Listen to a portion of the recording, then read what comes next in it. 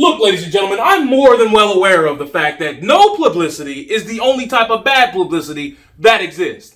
But this is ridiculous! Now, for those of you who don't know why I say that, Netflix has caught themselves with their pants around their ankles yet again, and it's not good.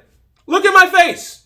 It's not good. And I do believe that this is one of those things where they tried to razzle and dazzle and cause a big hoopla on a scene intentionally in order to get views on a movie that 9 out of 10 of us who even know about this movie's existence as of right now otherwise would not give two flying fucks about. Now, the reason why I say that is there's a movie coming out called Cuties, or I believe it's a French film called Mignonnes. I believe that's what the actual title is called. And if you look at these two pictures, you could definitely tell one is infinitely more spicy than the other. You may be saying, all right, well, that looks a little weird, the one that you got over there. Can you explain how these two movies are the same? Well, let's start off with this one right here. This one is the American version, in which the plot synopsis says, yeah, we got 11-year-olds who are fascinated by twerking.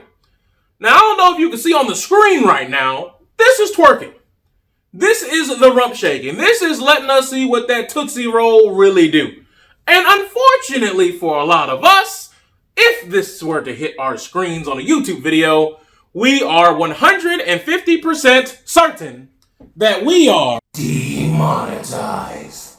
And I don't even make money off of YouTube, so you already know it's trouble. But that being said, I'm not here to be prude about twerking, but when you try to advertise this with the synopsis that definitely spells out the word twerking, and it being the center point of what the movie is going to be about, unfortunately, you can see how that might lead to some fuckery.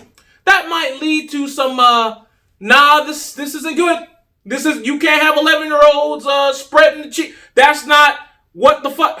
Anybody who's even on the splash page for too fucking long might need to be looked at, because this will never be it, Chief. Like, this is 11 years old.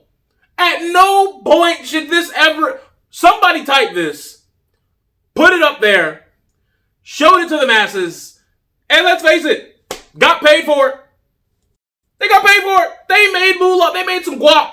Their bank account went this direction. They went up for putting this out there to the rest of us. And unfortunately, when you look at the French version of the movie, it's going to be berated and, let's face it, probably going to be maimed by this American marketing team. Because when you look at the French one, it's just like, oh, this is just a movie about young girls who want to have fun and you want to explore themselves and find themselves at an early age and, see if they can understand who they are. And if you read some of the reviews of some of the people who've seen the earlier screenings, that's seeming to be the actual plot.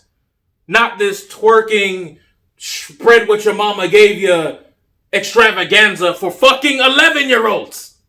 And now you got these weirdos and degenerates who are like, oh, I can't wait to see that movie because I want to get my rocks off. But I hope that they come up with follow-up material. They don't age themselves up too much. I hate to see them grow out of their role. Like, there are some weird degenerate people who need to be investigated ASAP who are saying that shit. It's weird to me. It's mind-boggling to me that we're at this point to where someone could type this. People could see it. Like, do you know that we can see you? Do you know we see this? Especially when it's a movie that is pushed and, put to the forefront to where, yes, we could see it. I wasn't even looking for it, but it comes across my screen. Yes, I can see it. That's weird. That's really weird. But what's staggering to me is Netflix, you have a lot to answer for this one. And I'm not saying that because, I want to be, Law and Order Special Victims Unit Chief Captain over here. I'm not saying it because of those reasons. I'm saying it because you clearly see what the movie's original intent was. I'm trying to figure out how you thought it was a good idea to advertise it as this. Now, once again, I understand the only bad press is no press. And I understand that nobody would be talking about this movie had this not happened, but Netflix recently came out and apologized for this faux pas, this little mistake, this little oopsie-whoopsie. This is not an oopsie. This is a very, very, very tailored attempt in order to draw a specific demographic to this film. This isn't an oopsie-whoopsie. This was something that was clearly crafted to choose this specific poster with this specific synopsis, that is a problem in and of itself. Get your shit together.